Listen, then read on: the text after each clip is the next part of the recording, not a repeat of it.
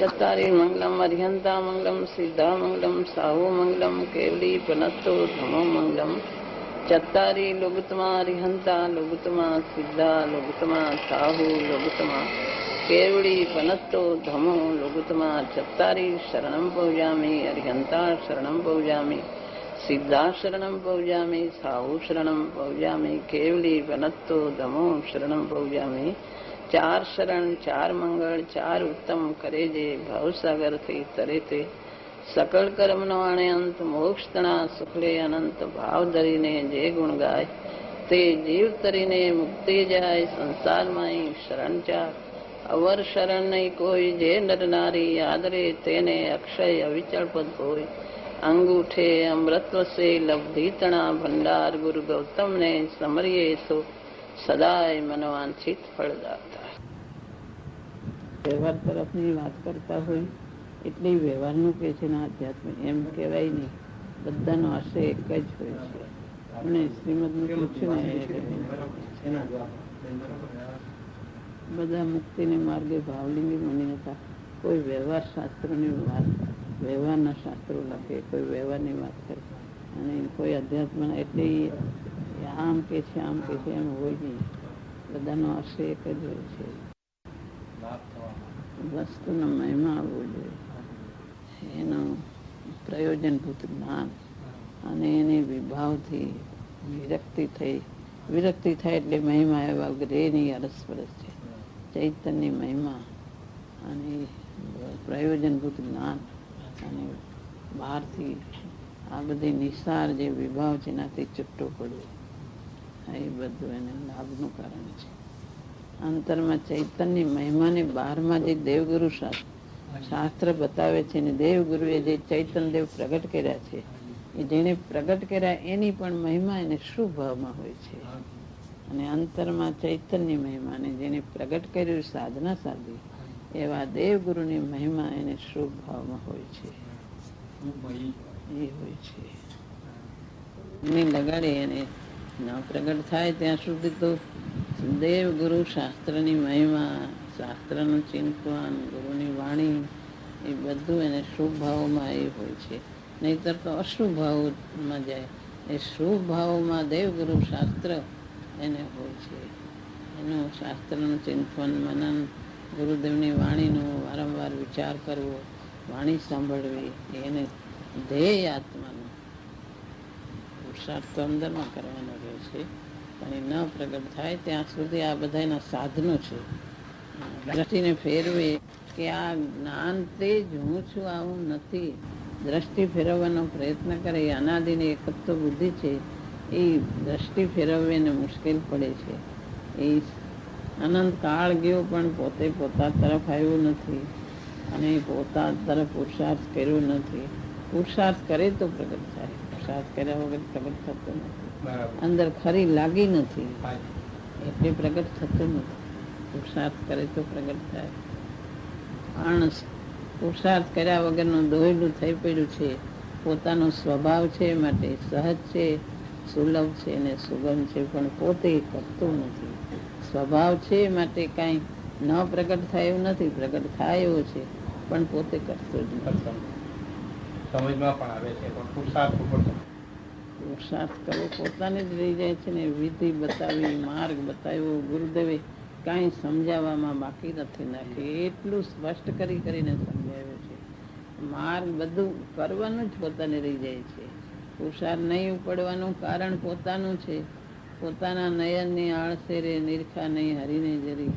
પોતાની આળસને કારણે નયન ખોલીને જોતો નથી કે આ નાયક દેવ બિરાજે છે.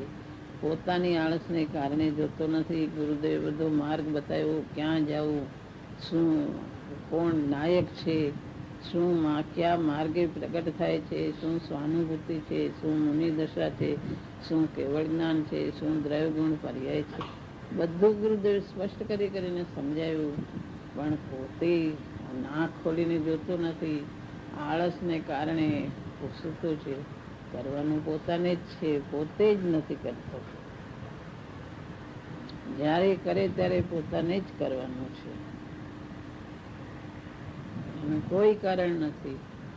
એનું બહારનું કોઈ કારણ નથી. કર્મ એને રોકતું નથી. કર્મ તો નિમિત્ત માત્ર છે. પુરુષાર્થ પોતે જ નથી કરતો, બીજું કાંઈ કારણ નથી. પોતાની આળસને કારણે ગમે ત્યાં રોકાઈ જાય છે બહારમાં, અંદરની લાગી નથી. આત્મામાં આ પરિભ્રમણનો થાક ખરેખર લાગ્યો નથી અંતરમાંથી. બસ હવે નાયક દેવ જ મારે જોઈએ છે એટલી લગ્ની લાગી નથી, માટે પોતાની ખામી છે. શુદ્ધમયનો વિષય એવો શુદ્ધાત્મા, એનું સ્વરૂપ કેવું છે જરા? શુદ્ધમયનો વિષય એવો શુદ્ધાત્મા અનાદિ અનંત શાશ્વતો છે. એ શાશ્વતો આત્મા એ શુદ્ધ નયનો વિષય છે.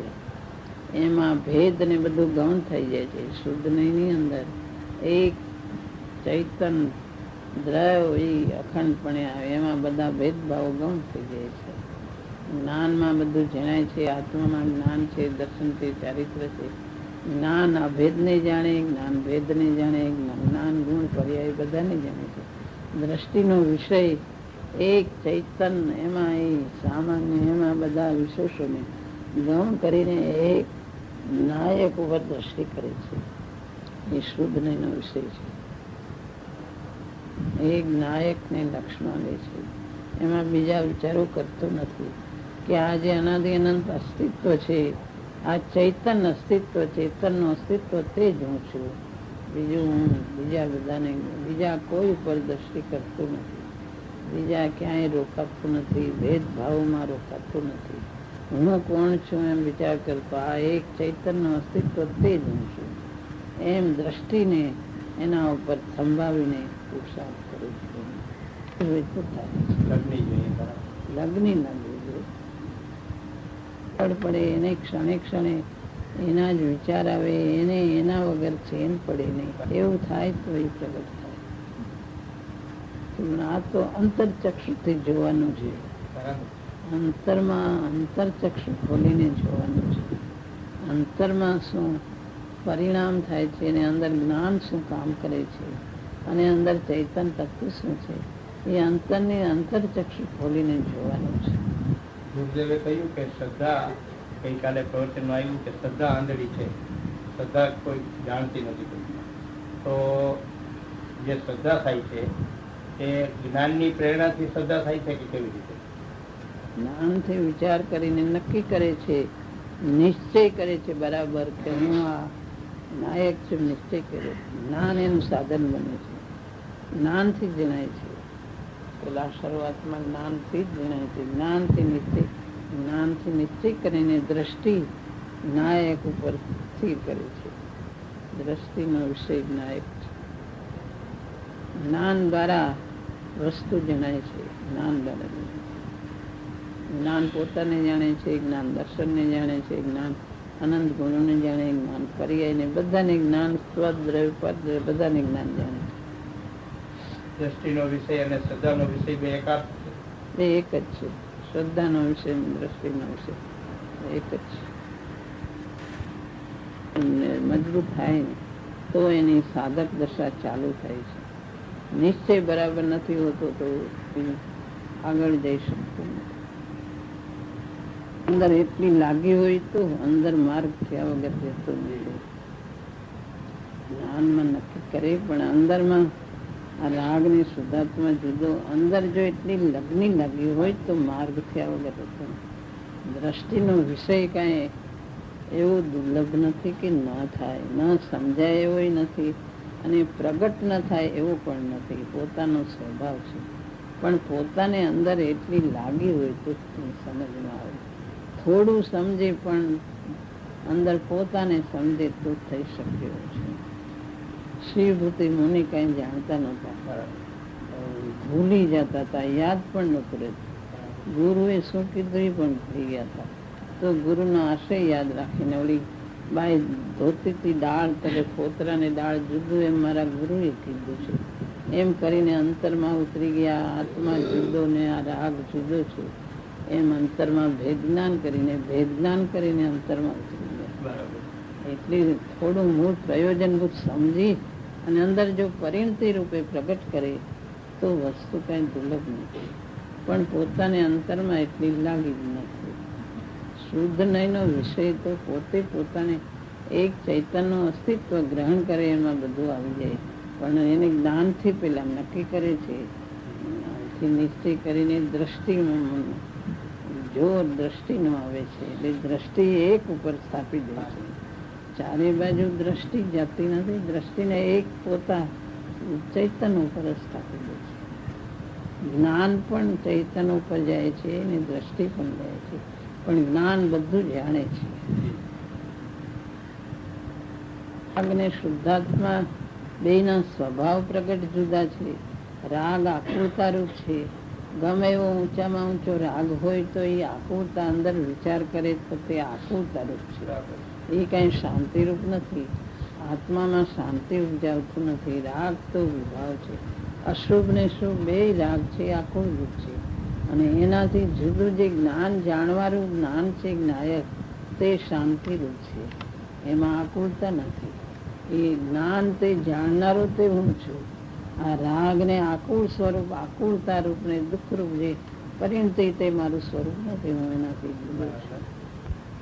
એટલું જાણનારો તે હું છું, પણ એ જાણનારો બીજાને જાણું એટલે એમને હું તો સ્વયં જાણનારો લાયક છું.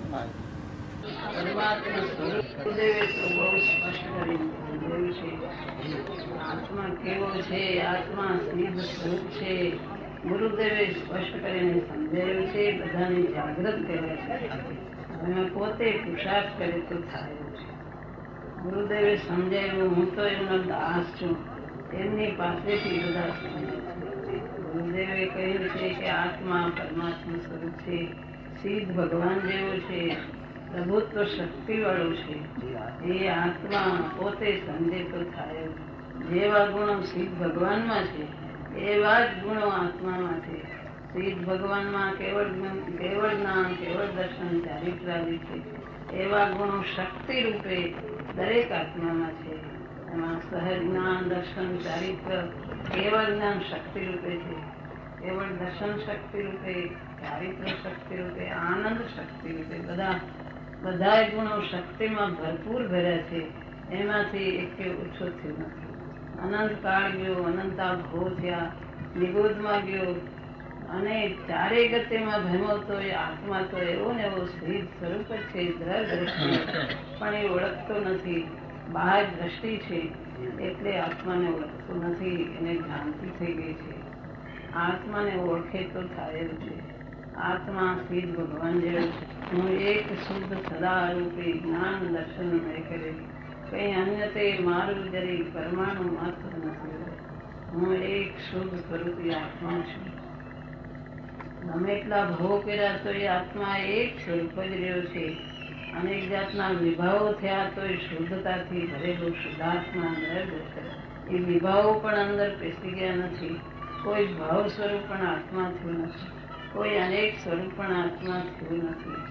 એવો આત્મા શુદ્ધ સ્વરૂપી એક સ્વરૂપ આત્મા. એ આત્મા કોઈ વર્ણગંધ રસ સ્પર્શ રૂપે થયું નથી. આત્મા અરૂપી છે, એમાં કોઈ વર્ણગંધ રસ આદિ નથી.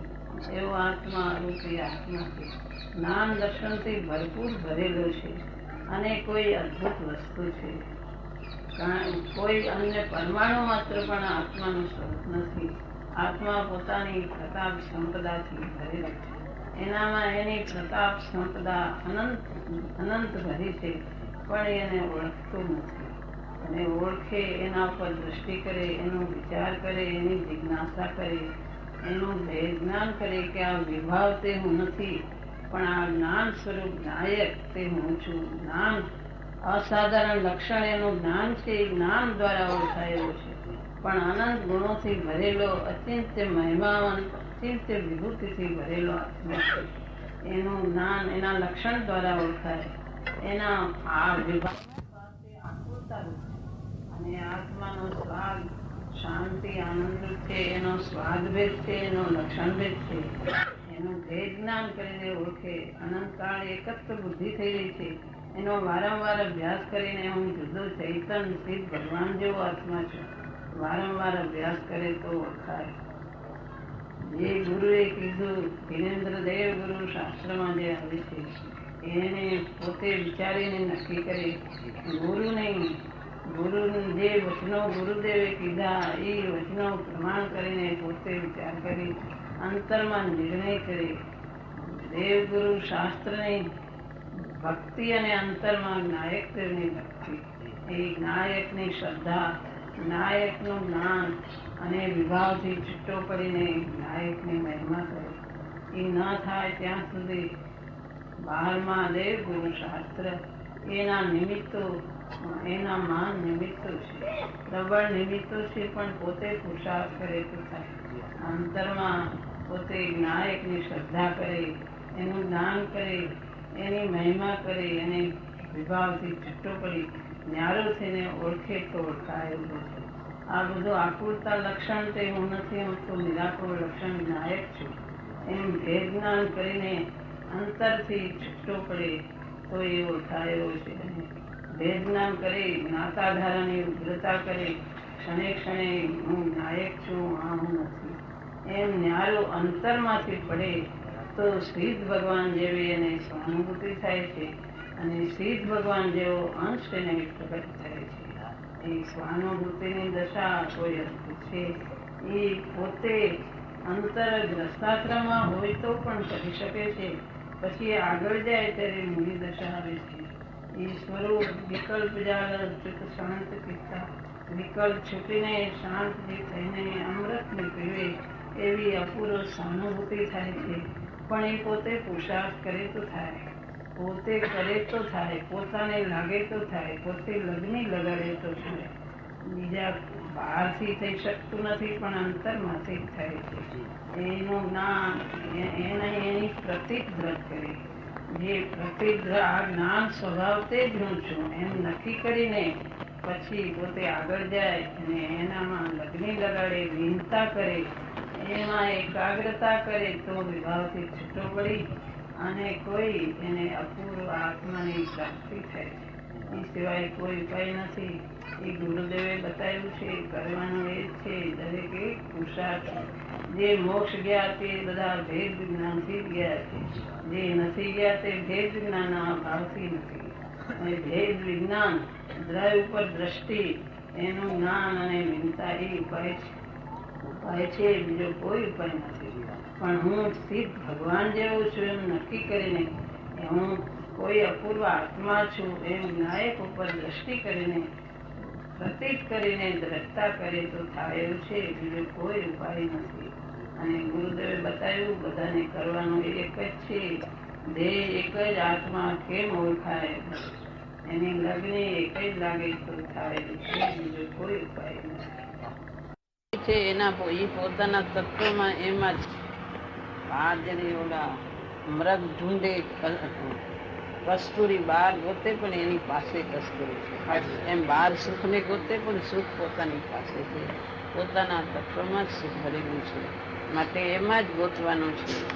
એ તત્વને ઓળખવું, સુખ શેમાં છે એને ઓળખવું, નાયક તત્વમાં સુખ ભરેલું એને ઓળખે અને એની મહિમા કરે, એની લગ્ની લગાડે, વેદનાન કરે તો એ સુખ મળે.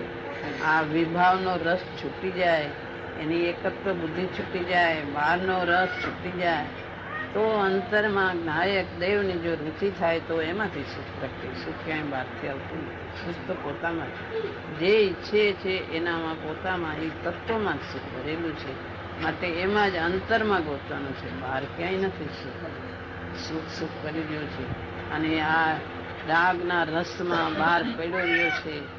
આ બધા બહારના કષાયો અનેક જાતના એમાં એકત્ર બુદ્ધિ કરીને પડ્યો છે, પણ એમાં ક્યાંય સુખ નથી. સુખ આત્મામાં છે. માટે એમાં જ ગોતવાનું છે. ભેદ જ્ઞાન કરીને જોવે, રાગથી છૂટો પડે, એનાથી ન્યારો થાય તો સુખ પ્રાપ્ત થાય ને અંતર પોતાનું અસ્તિત્વ ગ્રહણ કરે તો સુખ પ્રાપ્ત થાય. એમ છે.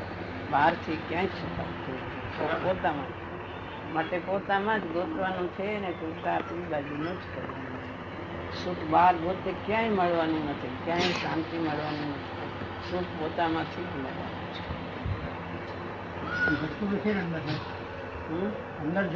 અંદર જોવાથી દેખાતું નથી સુખ.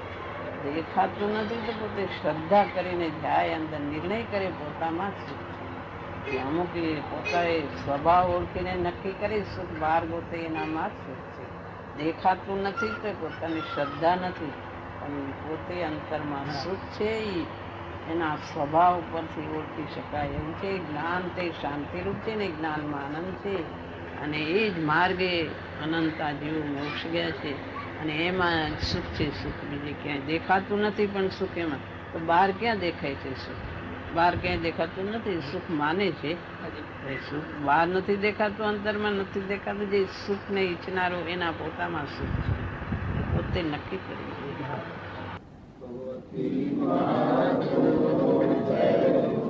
માતાજીની અમૃતવાણી